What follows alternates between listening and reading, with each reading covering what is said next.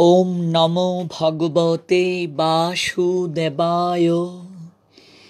ओम नमो भगवते वासुदेवाय। ओम नमो भगवते वासुदेवाय। সংসার দাবানল সন্তপ্ত লোক সকলের পরিত্রাণের জন্য যে কারুণ্য বাড়ি বাহ তরলত্ব প্রাপ্ত হয়ে কৃপা বাড়ি বর্ষণ করেন, আমি সেই কল্যাণ গুণনিধি আভার পাঞ্জেরি পরম দয়াল শ্রী গুরুদেব অস্মদীয় শ্রী গুরুদেব ওম বিষ্ণুপাদ ভক্তি প্রপন্ন যতি গোস্বামী গুরু মহারাজের শ্রী চরণে পূর্ণভাবে আশ্রয় গ্রহণ করি।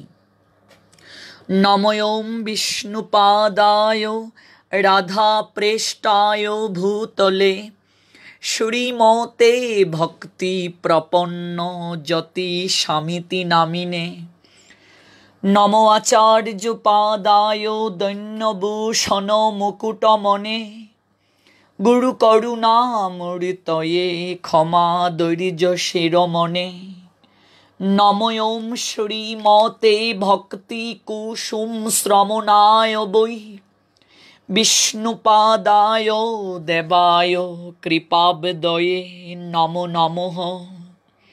শ্রী গৌর করুণামূর্তিং কৃপা পূর্ণ কলেবরং শ্রী ভক্তি কুসুমং বন্দে রাধা কুঞ্জ নিবাসিনম। নমোম বিষ্ণুপাদায় কৃষ্ণ প্রেষ্টায় ভূতলে শ্রীমতে ভক্তি সিদ্ধান্ত সরস্বতী নামিনে।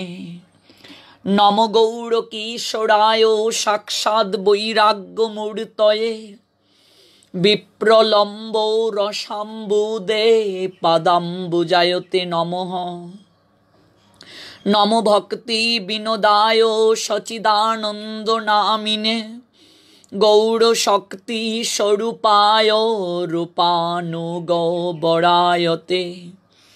শ্রী গৌর আবির্ভাব ভূম্যস্তং নির্দেষ্টা সজ্জন প্রিয় বৈষ্ণব সার্বভৌম শ্রী জগন্নাথায়তে নমঃ।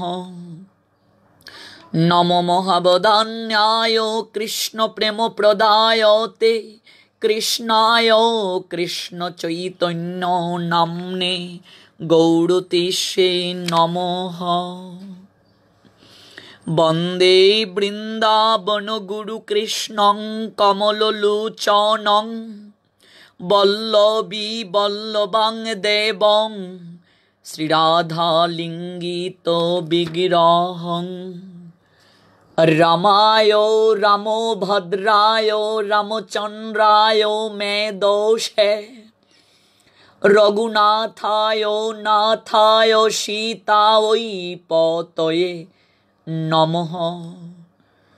জয় জয় শ্রী কৃষ্ণ চৈতন্য দয়াল প্রভু নিত্যানন্দ শ্রী অদ্বৈত গদাধর শ্রীবাসাদি শ্রী গৌর ভক্তবৃন্দ। হরে কৃষ্ণ কৃষ্ণ কৃষ্ণ হরে হরে হরে রাম রাম রাম হরে হরে। হরে কৃষ্ণ কৃষ্ণ কৃষ্ণ হরে হরে হরে রাম রাম রাম হরে হরে। হরে কৃষ্ণ কৃষ্ণ কৃষ্ণ হরে হরে হরে রাম রাম রাম হরে হরে। জয় শ্রীরাম। অনলাইনে কৃষ্ণ কথা এবং রাম কথা শ্রবণকারী ভক্তবৃন্দ, এই পড়ন্ত বিকেল বেলা দেশ এবং দেশের বাহির থেকে যে বা যারা যুক্ত হয়েছেন কৃষ্ণ কথা আলাপন পরিবারে, আপনাদের প্রত্যেককেই বৈষ্ণব জ্ঞানে ভক্তিপূর্ণ প্রণতি নিবেদন করছি। ভক্তবৃন্দ, আপনারা সবাই অবগত আছেন কৃষ্ণ কথা আলাপন পরিবারের নিয়মিত আয়োজন রাত ৮ ঘটিকা থেকে ধারাবাহিকতায় চলছে বিষ্ণুপ্রিয়া চরিত কথা। কিন্তু যেহেতু আগামীকাল রাম নবমী তিথি, এই রাম নবমী তিথি সম্পর্কে একটু আলোচনা আবশ্যক। আমরা অনেকেই রাম নবমী তিথি সম্পর্কে অবগত নই, কিংবা যারা অবগত আছি কেমন করে ব্রত পালন করব, এই তিথি পালন করব, সেই সম্পর্কে আমাদের ভালোভাবে জানা নেই বা অবগত হওয়ার প্রয়াস করতে পারছি না, পরিবেশ পাচ্ছি না। সেই দিকে খেয়াল রেখেই কিছুটা সময়ের জন্য আপনাদের সঙ্গে কাটানোর প্রয়াসই হওয়া। সরাসরি যুক্ত হয়ে প্রশ্ন করারও সুযোগ রেখেছি 01790317722। যারা দেশের বাহির থেকে যুক্ত হবেন +88 01790317722 সরাসরি যুক্ত হয়ে প্রশ্ন করতে পারেন।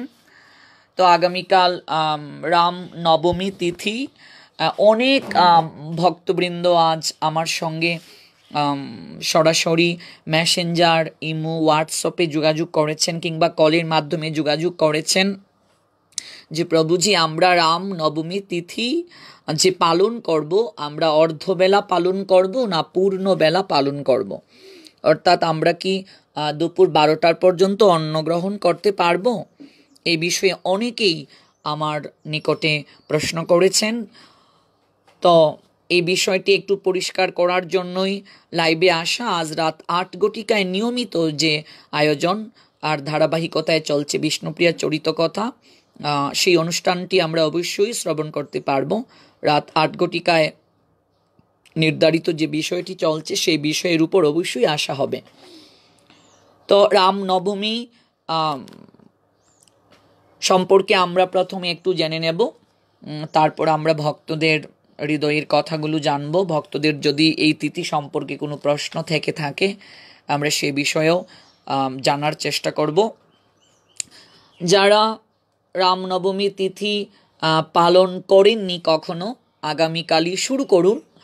কেন এই তিথিটা পালন আমরা করব, এই তিথিটা পালন করলে কতটুকু আমরা কৃপার সোপানে যেতে পারবো, সমস্ত বিষয় নিয়েই আজকের এই এপিসোডটি রয়েছে।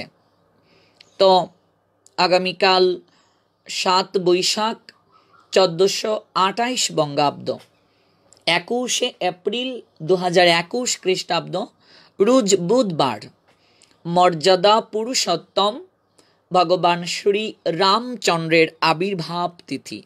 রাম নবমী মূলত ভগবান রামচন্দ্রের আবির্ভাব তিথি, অর্থাৎ এই নবমী তিথিতেই ভগবান শ্রী রামচন্দ্র আবির্ভূত হয়েছিলেন। চৈত্র মাসের শুক্লা নবমীতে মধ্যাহ্নকালীন সময়ে ভগবান শ্রী রামচন্দ্র আবির্ভূত হয়েছিলেন। তো ভগবান শ্রী রামচন্দ্র তিনি হলেন বিষ্ণুর সপ্তম অবতার। ভগবান শ্রী বিষ্ণুর সপ্তম অবতার হচ্ছেন এই ভগবান শ্রী রামচন্দ্র, যিনি চৈত্র মাসের শুক্লা নবমী তিথিতে মধ্যাহ্নকালীন সময়ে সূর্য বংশে, ইক্ষ্বাকুর যে বংশ বা পরবর্তীকালে উক্ত বংশের রাজা রঘুর নামানুসারে রঘুবংশ নামে পরিচিতি পায়, সেই বংশে তিনি আবির্ভূত হয়েছিলেন। তো তিনি যেহেতু বিষ্ণু তত্ত্ব বা তিনি যেহেতু ভগবান বিষ্ণুর সপ্তম অবতার, আমাদের শাস্ত্র বলছেন বিষ্ণু তত্ত্বে কখনো অর্ধবেলা উপবাস হয় না। বিষ্ণু তত্ত্বে কখনো অর্ধবেলা উপবাস করা যাবে না। আমরা এ বিষয়ে নিশ্চয়ই আসব। বিষ্ণু তত্ত্বে অর্ধবেলা উপবাস করা যায় না। তো যারা যারা অর্ধবেলা উপবাসের পক্ষে প্রচার করছেন, এটা তাদের সাংগঠনিক প্রচার হতে পারে, সাংগঠনিক অভিমত হতে পারে, কিংবা তাদের গুরুদেবের সিদ্ধান্ত হতে পারে। কিন্তু আমাদের ষড়গোস্বামী পাদের যে সিদ্ধান্ত, শ্রীরূপ সনাতন রঘুনাথ ভট্ট, গোপাল ভট্ট, রঘুনাথ দাস এবং শ্রীজীব গোস্বামী, যে ষড়গোস্বামী পাদের আনুগত্যে আমরা ধর্ম যাজন করছি, যে ষড়গোস্বামী গণের মাধ্যমে এই সনাতন ধর্মের অপ্রাকৃত ভাবধারা, বিশেষ করে বৈষ্ণবীয় ভাবধারা, চৈতন্য মহাপ্রভুর ভাবাদর্শ জগতের বুকে প্রচার হচ্ছে, সেই ষড়গোস্বামী পাদের ভাবধারায় কিংবা বিশেষ করে আমাদের পূর্বতন আচার্য যারা, তারা কখনো এই রাম নবমী তিথি অর্ধবেলা উপবাস থাকার বিধান প্রদান করেন নাই। এমনকি আমি যে পরিবারে আছি, সারস্বত পরিবার, জগৎগুরু প্রভুপাদ ভক্তি সিদ্ধান্ত সরস্বতী ঠাকুর, যার আনুগত্যে আমরা ভজন করছি, যিনি 64টি গৌড়ীয় মঠের প্রতিষ্ঠাতা, আজকে যে সারা বিশ্বে কৃষ্ণ প্রেমের প্লাবন বইছে, তার একমাত্র অবদান আমাদের প্রভুপাদ জগৎগুরু শ্রী শ্রীল ভক্তি সিদ্ধান্ত সরস্বতী ঠাকুরের।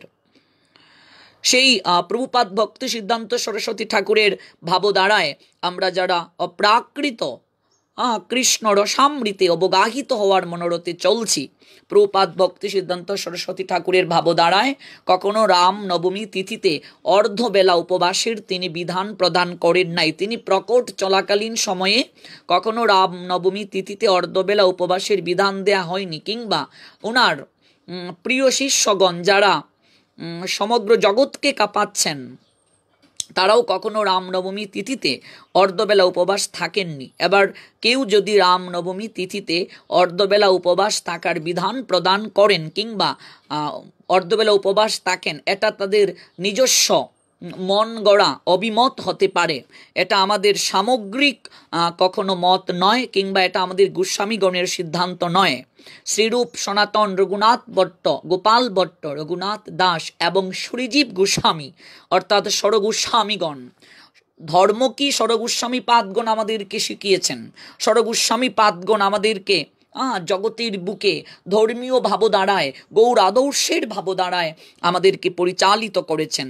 আমরা গোস্বামীগণের গ্রন্থে কিংবা আমরা গোস্বামীগণের প্রকট থাকাকালীন অবস্থাতে আমরা কখনো এই উপবাস অর্ধবেলা করার বিধান পাইনি। তাদের জীবন দশাতেও আমরা কখনো উপবাস অর্ধবেলার বিধান পাইনি। কাজী বিষ্ণু তত্ত্বে কখনো অর্ধবেলা উপবাস হয় না, এটা কখনোই নয়। তাছাড়া আমরা একটা সাধারণ বিবেচনায় যদি এই বিষয়টিকে একটু অনুধাবন করার চেষ্টা করি, যে ভগবান শ্রীরামচন্দ্র, তার জন্য আমরা একদিন উপবাস থাকতে পারবো না, তাহলে তার প্রতি কেমন প্রীতি আমাদের, কেমন ভক্তি তার প্রতি আমাদের। দুপুর 12টা পর্যন্ত উপবাস, এমন করে যদি উপবাস করা যেত বা ভগবানের কৃপা লাভ করা যেত, তাহলে তো প্রত্যেক দিনই উপবাস করা যায়। অনেকে দুপুর 12টার পরই আহার গ্রহণ করে, দুপুর 12টার পর অনেকেই আহার গ্রহণ করে। একাদশী তিথি অনেকে পেট ভরে খেয়ে নেয়, তারপর হচ্ছে এমনিতে পেট পর্যন্ত, একাদশীর দিন গলা পর্যন্ত বিভিন্ন ধরনের শ্যামার চালের পায়েস, তারপর হচ্ছে সবজি, বাদামের বুনা, একেবারে বিভিন্ন প্রকার আইটেম ইত্যাদি খেয়ে যদি একাদশী করার বিধান আমাদের ষড়গোস্বামী পাদগণ দিতেন, তাহলে তো প্রত্যেক দিনই একাদশী করা যেত। এইভাবে প্রত্যেক দিনই একাদশী করা যায়। অর্ধবেলা উপবাস, এটা তো অনেকে অর্ধবেলা অর্থাৎ 12টার পরে অনেকে আহার গ্রহণ করেই থাকে, তাহলে তো প্রত্যেক দিনই উপবাস করা যায়। বিশেষ করে বিষয়টা এটা নয়, ভালো রেজাল্ট করতে চাইলে যেমন আপনাকে ভালো করে পড়াশোনা করতে হবে। আপনি যদি ভালো করে পড়াশোনা না করেন, আপনি কখনো ভালো রেজাল্ট করতে পারবেন না। ভালো রেজাল্ট করতে চাইলে আপনাকে ভালো করে পড়াশোনা করতে হবে। তেমনিভাবে ভগবান শ্রীরামচন্দ্রের আমরা যদি পূর্ণরূপে কৃপা পেতে চাই, ভগবান রামচন্দ্রের আমরা যদি সন্তুষ্টি বিধান পূর্ণরূপে করতে চাই, তাহলে আমাদেরকে অবশ্যই পূর্ণ বেলা উপবাস করতে হবে। বিশেষ করে আমাদের গৌড়ীয় মঠের ভাবধারায় আমরা অর্ধবেলা উপবাস করি না। অর্ধবেলা উপবাস কখনো শাস্ত্রীয় সিদ্ধান্ত নয়, ষড়গোস্বামী পাদগণের সিদ্ধান্ত নয়। ভগবান শ্রীরামচন্দ্র যেহেতু বিষ্ণুর সপ্তম অবতার, কাজে আমাদেরকে পূর্ণবেলায় উপবাস করতে হবে। আগামীকাল পূর্ণবেলা উপবাস করবেন। কেউ যদি অসমর্থ হয়ে থাকেন, যেহেতু মধ্যাহ্নকালীন সময়ে ভগবান শ্রীরামচন্দ্র আবির্ভূত হয়েছিলেন অভিষেকের পর, কেউ যদি অপারগ হয়ে থাকেন, ভজনে অসমর্থ কিংবা শারীরিক দিক থেকে অসুস্থ, তাহলে একটু জল গ্রহণ করতে পারেন। তাতেও যদি কেউ অসমর্থ হন, একটু ফল গ্রহণ করতে পারেন, কিন্তু অন্ন কখনো গ্রহণ করা উচিত নয়, কখনো সেটা উচিত নয় অন্ন গ্রহণ করা। তো এই যে ভগবান শ্রীরামচন্দ্র, তিনি দশরথের কুল আলো করে আসলেন। দশরথ হচ্ছেন রামচন্দ্রের পিতা। সূর্যবংশীয় রাজা দিলীপের পুত্রের নাম হচ্ছে রঘু। সূর্যবংশীয় রাজা দিলীপের পুত্রের নাম হচ্ছে রঘু, আর রঘুর পুত্রের নাম হচ্ছে অজ। অজের পুত্রের নাম হচ্ছে দশরথ। তো ভগবান শ্রীরামচন্দ্রের পিতার নাম দশরথ, তো দশরথের পিতার নাম হচ্ছে অজ। দশরথের পিতার নাম কি? অজ। আর অজের পিতার নাম হচ্ছে রঘু, রঘুর পিতার নাম হচ্ছে দিলীপ। তো সূর্যবংশীয় রাজা দিলীপের পুত্রের নাম হচ্ছে রঘু, রঘুর পুত্রের নাম হচ্ছে অজ, অজের পুত্রের নাম হচ্ছে দশরথ। মহামুনি বাল্মীকি রচিত যে রামায়ণ রয়েছে, সেই রামায়ণ অনুসারে আমরা জানতে পারি দশরথ অযোধ্যার রাজা ছিলেন, যার 3 জন মহিষী ছিলেন, কৌশল্যা, কৈকি এবং সুমিত্রা। বহু বৎসর সেই রাজা দশরথ এবং 3 মহিষী নিঃসন্তান ছিলেন। তো সন্তান লাভের মনোরথে তাদের হৃদয়ে সর্বদা পীড়িত হতো। উত্তরাধিকারী পাওয়ার আশায় সেই রাজা দশরথ তিনি ভাবতে শুরু করলেন কি করে তিনি এই বিশাল রাজত্বকে দেখাশোনা করার জন্য একজন উত্তরাধিকারী পেতে পারেন। তাই তিনি ঋষশৃঙ্গ মুনির পৌরোহিত্যে এক বিশাল যজ্ঞের আয়োজন করেছিলেন।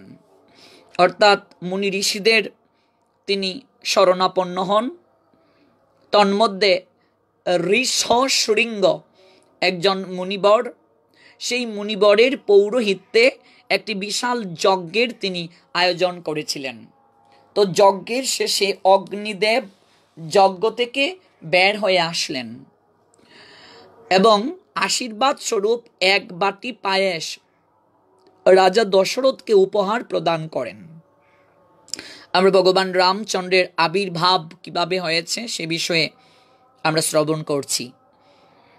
বিশাল যজ্ঞ যখন শুরু করেন রাজা দশরথ, সেই যজ্ঞ যখন সমাপন হয়, যজ্ঞ থেকে কে বের হয়ে আসেন? অগ্নিদেব বের হয়ে আসেন। অগ্নিদেব বের হয়ে আশীর্বাদ স্বরূপ 1 বাটি পায়েস উপহার দেন। রাজা দশরথকে বলেন 3 রানী যেন এই পায়েস সমভাবে ভাগ করে গ্রহণ করেন, তাহলেই তাদের গর্ভে পুত্র সন্তান জন্ম নেবে। অগ্নিদেব আশীর্বাদ করে গেলেন যে এই পায়েস যদি 3 মহিষী গ্রহণ করে, তাহলে তার বরে 3 মহিষী পুত্র সন্তান লাভ করবেন। এদিকে আমরা দেখতে পাই লঙ্কার রাজা রাবণ ভীষণ অত্যাচার শুরু করে। ব্রহ্মার আরাধনা করে সে এমন এক বর লাভ করেছিল যে কোনো দেবতা, গান্ধর্ব, যক্ষ এবং রাক্ষস তাকে বধ করতে পারবে না। কোনো মানুষের পক্ষে তার মতো মহাবীরকে বধ করা সম্ভব নয় বুঝে সে অত্যাচারের মাত্রা আরো বাড়িয়ে দিয়েছিল। বাধ্য হয়ে সমস্ত দেবতারা ভগবান বিষ্ণুর দ্বারস্থ হন। ভগবান শ্রী বিষ্ণু দেবতাদের সান্ত্বনা প্রদান করে বলেন যে তোমরা নিশ্চিন্ত থেকো, আমি অযোধ্যার রাজা দশরথ এবং জ্যেষ্ঠ রানী কৌশল্যার কুল আলো করে আবির্ভূত হব। দেবতারা নিশ্চিন্ত হয়েছিলেন ভগবান শ্রী বিষ্ণুর কথাকে শ্রবণ করে।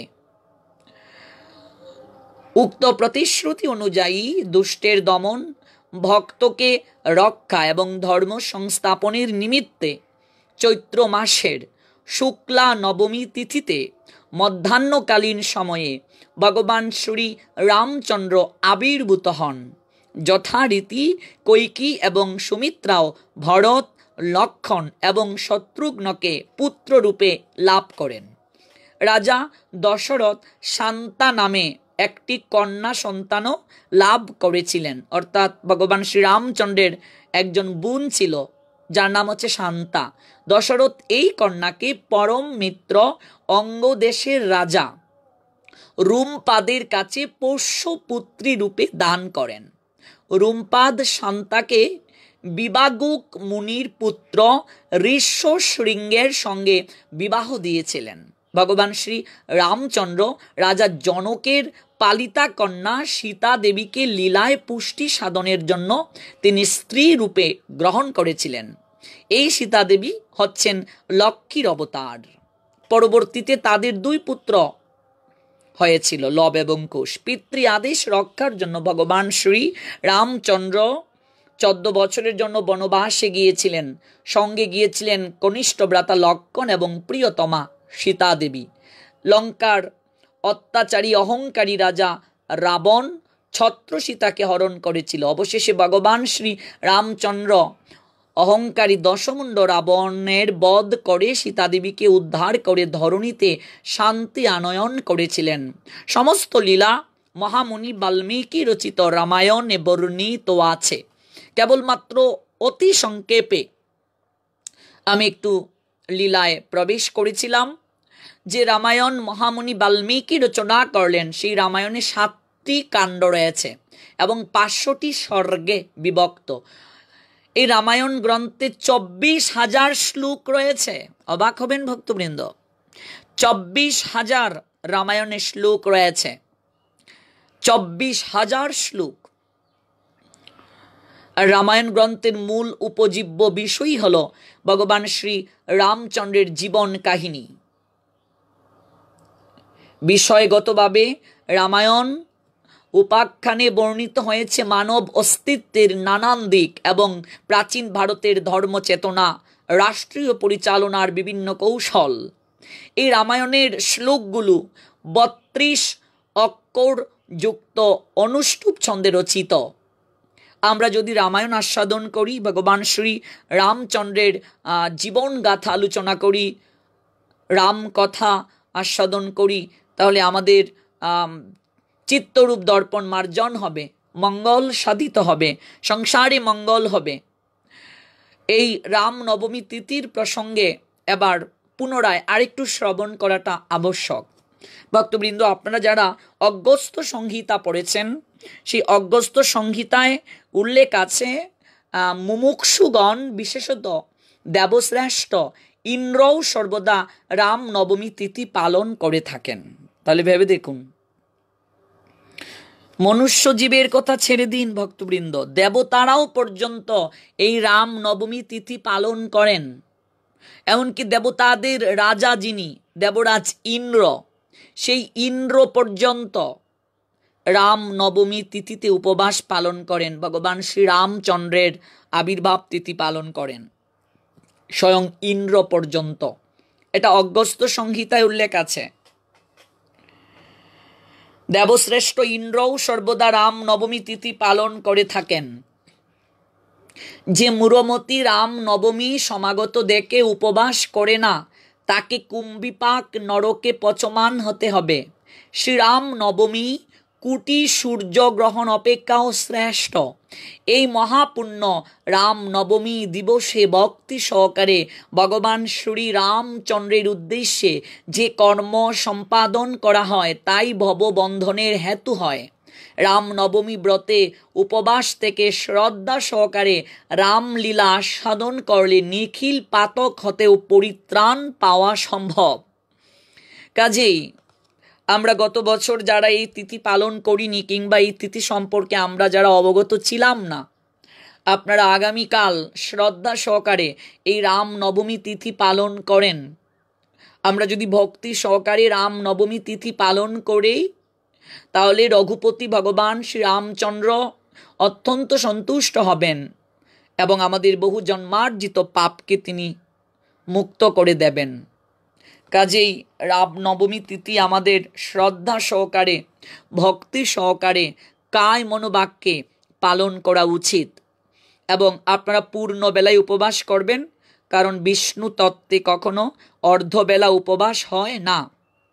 আরেকটি কথা, কে কি করলো সেটা বড় কথা নয়।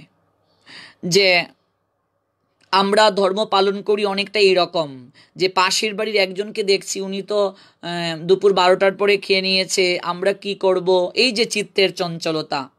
সাধনা কখনো চঞ্চল চিত্তে, অস্থির চিত্তে কখনো সম্ভব নয়।